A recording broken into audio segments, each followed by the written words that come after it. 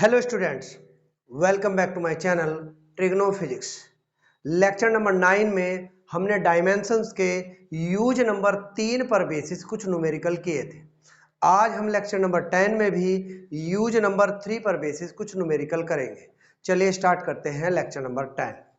Lecture number 10 में जो आपको एक एग्जाम्पल नंबर 4 करा रहे हैं, 3 एग्जाम्पल आपको कल करा दिए गए थे। ऑलरेडी मैंने आपको जो है एक एग्जाम्पल नोट करके रखा है, सुन लीजिए क्या है। Obtain by the method of dimensional analysis an expression for the surface tension of liquid rising in A capillary tube. Assume that the surface tension depends upon the mass of the liquid, liquid के मास पर depend कर रही है। Pressure P of the liquid, liquid का कितना pressure है उस पर डिपेंड कर रही है। और radius of the capillary tube, जो कैपिलरी ट्यूब होती है उसकी रेडियस पर भी डिपेंड कर रही है। और कांस्टेंट के की वैल्यू दी हुई है हाफ। तो चलिए मैंने थोड़ा सा इसमें लिख दिया है, लेट द सरफेस टेंशन, यानी यहीं से उठा लिया, let the surface tension of the liquid rising in A capillary tube depends upon, upon किस पर डिपेंड कर रहा, अपॉन एथ power of mass m and bth power of pressure p and cth power of radius r। ठीक है, अब इसको देखिए, सरफेस टेंशन को आपने s से रिप्रेजेंट किया है, तो s जो है वो प्रोपोर्शनल हो गया है m की रेज जो होगी है वो कितनी होगी, ये a, m की पावर लिखा हुआ a। उसके बाद bth पावर किसकी है, प्रेशर की, यानी p की पावर b, रेडियस की power c। S is equal to k, m raise to a, p raise to b, r raise to c। k क्या है, कांस्टेंट है। ये इक्वेशन नंबर आपकी फर्स्ट होगी। तो यहां पर लिख देते हैं वेयर, चाहे यही लिख दो चाहे आगे लिख देना, where k is dimensionless constant.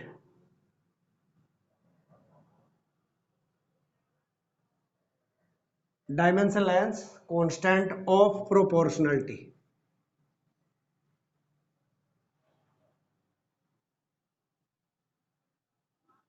ठीक है, दोनों साइड की डायमेंशन लिख दीजिए। यहां पर आपने s की डायमेंशन लिखी, k की कोई डायमेंशन नहीं है। ठीक है, ये हो गया k, m की डायमेंशन, p की डायमेंशन, और यहाँ r की डायमेंशन की पावर c होगी। k डायमेंशनलेस क्वांटिटी है, इसको छोड़ दीजिए। s होता है सरफेस टेंशन। सरफेस टेंशन की जो डायमेंशन होती है वो होती है आपकी mt रेज टू -2।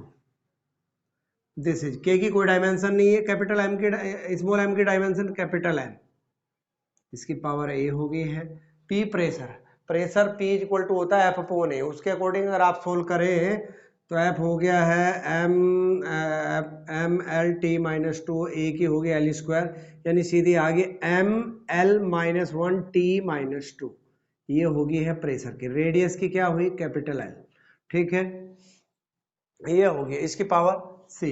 इसको सिंप्लीफाई करते हैं, सिंप्लीफाई कैसा करेंगे देखिए, m, इधर l नहीं है, हम l इंक्लूड कर लेते हैं तो इसकी पावर 0 दिखा देंगे, t की पावर -2 डायरेक्ट कर देता हूं, m की पावर a है, m की पावर यहाँ भी है, m की पावर यहाँ कितनी पावर b, तो ये हो गया m की पावर a प्लस b।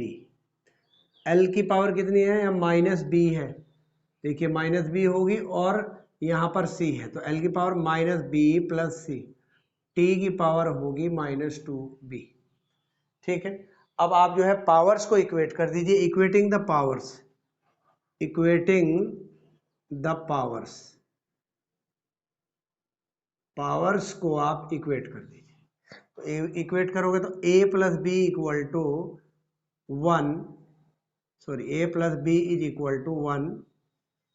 आगे ले लीजिए आप, इसको कर लेते हैं t वाले को, ये हो गया -2b इज इक्वल टू -2, यानी b की वैल्यू यहां से सोल्व करके क्या आ गई, 1 आ गई। b की वैल्यू इसी में सब्स्टिट्यूट कर दीजिए आप, क्या मिलेगा, a plus 1 is equal to 1, यानी a की वैल्यू यहां से क्या आ गई आपकी 0। a इक्वल टू 0 आ गया, b इक्वल टू 1 आ गया है। अब c की वैल्यू निकालने के लिए इनको कंपेयर कर दीजिए आप, -b plus c is equal to 0, अब यहाँ पर b की वैल्यू रखिए, b की वैल्यू कितनी है यहाँ पर 1 है, तो सोल्व करोगे -1 + c = 0 इम्प्लाइज c = आपका 1 आ गया, यानी a = 0, b = 1, c = 1। ये वैल्यू जो है फर्स्ट में पुट कर दीजिए, from equation first s = k constant है, इसने k की वैल्यू दे रखी है ऑलरेडी, k = हाफ हो गया है। m की रेंज कितनी हो गई है 0, p क्या है प्रेशर है, p की पावर क्या हुई b की वैल्यू कितनी हुई 1, और भैया r की पावर कितनी होगी c, यानी ये भी 1 हो गई। अच्छा m की पावर 0 क्या हुआ 1 हो गया है, s की वैल्यू जो आ गई यहाँ पर हाफ पी आर, ये आ गया सरफेस टेंशन। अच्छा देखिए इसमें जो है इस फॉर्मूले में जो है, इस इक्वेशन में जो है मास नहीं है, मास की पावर 0 1 हो गया, मास नहीं है, इसका मतलब ये हुआ कि ये जो सरफेस टेंशन है ये लिक्विड के मास पर डिपेंड नहीं करता है, ये उसके प्रेशर पर करता है और कैपिलरी ट्यूब की जो रेडियस है उस पर डिपेंड करता है। तो एग्जाम्पल नंबर 4 हो गया, अब हम एग्जाम्पल नंबर 5 करेंगे। चलिए एग्जाम्पल नंबर 5 है, the wavelength lambda of the matter waived may depend upon Planck's constant h, mass m, velocity v of the particle. Use the method of dimensions to derive the formula lambda is equal to kh upon mv। अब देखिए इसमें क्या करते हैं, यहीं से start कर देते हैं। Let the wavelength lambda of matter waves may depend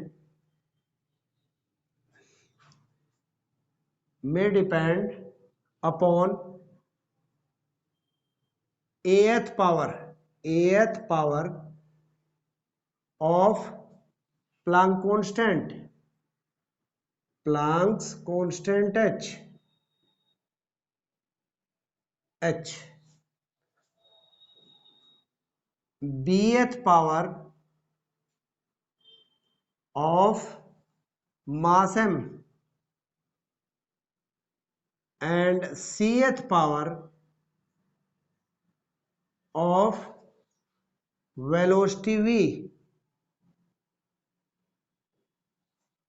ठीक है, यानी जो वेव लेंथ है वो किस पर डिपेंड कर रही है, एथ पावर किसकी h की, बीएथ पावर जो है m की, एंड सीएथ पावर किसकी है वेलोसिटी v की। तो यानी इसके अकॉर्डिंग जो इक्वेशन बनेगी वो बनेगी लैम्डा प्रोपोर्शनल h की पावर कितनी है a, m की पावर कितनी है b, और वेलोसिटी की पावर कितनी है c। Lambda is equal to K H raise to A, M raise to B, V raise to C. ठीक है, ये होगी आपकी इक्वेशन नंबर फर्स्ट। अच्छा यहाँ लिख सकते हैं वेयर के is dimension less constant, dimension less constant of proportionality.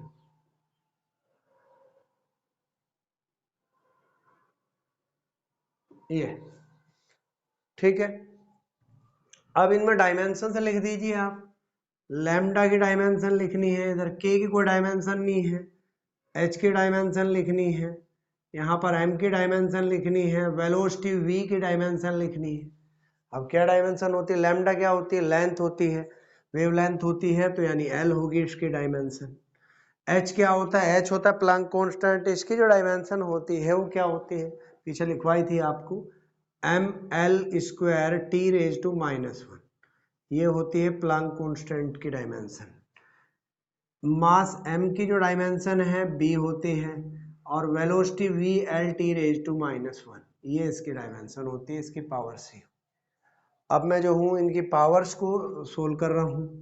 ये हो गया l, ये हो गया m की पावर कितनी होगी a, l की पावर 2a, t की पावर -a, m की पावर b, l की पावर c, t की पावर -c। m की पावर क्या हुई 0, l की पावर 1, t की पावर 0, क्योंकि इसमें m और t नहीं है तो उसकी पावर हम 0 लिख सकते हैं। देखिए जो m है एक ही बेस पर ला करके पावर को ऐड कर दीजिए, m की power a plus B, l की पावर ये कितनी हो गई 2a प्लस सी, t की power minus a minus C, ये हो गया। ठीक है, अब इनको आप जो है सिंप्लीफाई करोगे तो देखिए ध्यान से a plus B equating the powers, equating the powers, तो a plus B equal to क्या हो गया 0, यानी a इक्वल टू आप लिख सकते हो minus B, a equal to minus B. अब आ जाते हैं 2a plus C equal to 1, 2a plus C equal to 1। ठीक है, आप ऐसा कर लीजिए, इसको सिंप्लीफाई करने के लिए, अच्छा इसी को ले लीजिए, minus A minus C equal to 0। अगर आप इन्हीं को सोल्व करें तो ये कैंसिल आउट हो जाएगा यहाँ पर, और ये 2a माइनस ए कितना हो गया यहाँ पर a, और ये कितना आ गया 1, a की वैल्यू कितनी आ गई 1, और a की वैल्यू अगर आप यहाँ रखेंगे, आपको पता है a इक्वल टू कितना है माइनस बी, तो a इक्वल टू 1 हुआ माइनस बी, यानी यहाँ से b की वैल्यू आ गई आपकी माइनस 1। a की वैल्यू आपकी क्या आई है, a की वैल्यू आ गई आपकी जो है 1, b की वैल्यू क्या आई है माइनस 1, a1 b माइनस 1। अब c निकाल लीजिए, कोई सी वैल्यू उसमें पुट कर दीजिए आप। चलिए इसमें कर देते हैं minus A minus C equal to 0, तो इसमें जो है a पुट कर दीजिए, ये हो गया minus 1 minus C equal to 0, तो c इक्वल टू माइनस 1 आ गया, c की वैल्यू आपकी माइनस 1 आ गई। चलिए a भी मिल गया, b भी मिल गया, c भी, ये वैल्यू आप फर्स्ट में रख दीजिए, फ्रॉम इक्वेशन फर्स्ट, तो lambda is equal to K H raise to ए की वैल्यू क्या हुई 1, m की पावर कितनी है b का मतलब माइनस 1, v की पावर c का मतलब माइनस 1, तो ये देखो पावर माइनस 1 है, दोनों ही नीचे आ जाएंगे, lambda is equal to K H upon M we, ये एक रिलेशन आ गया है। ठीक है, यही आपको जो है सोल्व करना था, के lambda equal to K H upon M we, तो ये हो गया आपका एग्जाम्पल नंबर 5। चलिए एक एग्जाम्पल और कर लेते हैं, चलिए एग्जाम्पल नंबर 6 है, a jet of water of cross sectional area capital A and velocity v impinges normally on a stationary flat plate. The mass per unit volume of water is rho. By dimensional analysis, determine an expression for the force F exerted by the jet against the plate. देखिए language इसी से मैं उतार दी मैंने, solution, let the force F exerted by the jet against the plate depends upon ath power of, ath power किसकी है, area होगा कहीं पर, ये रहा क्रॉस सेक्शनल एरिया की एथ पावर है, bth पावर किसकी हो जाएगी, ये हो जाएगी आपकी वेलोसिटी की, और cth पावर किसकी हो जाएगी मास पर यूनिट वॉल्यूम, मास पर यूनिट वॉल्यूम कह दीजिए आप, या इसको आप डेंसिटी भी कह सकते हो। ठीक है, तो F proportional A raise to small a, V raise to B and rho raise to C, F is equal to K A raise to A, V raise to B और rho raise to C, equation number first, where K is dimensionless constant of proportionality.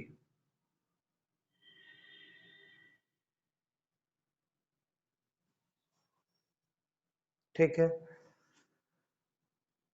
अब जो है दोनों side की dimension लिख लीजिए, F के की कोई डायमेंशन नहीं होती है, मैंने डायरेक्ट कर दिया, इसकी पावर ए, वी की dimension B power B, rho की डायमेंशन हो जाएगी पावर सी। तो यहाँ पर एफ क्या है, फोर्स की डायमेंशन होती है mlt-2।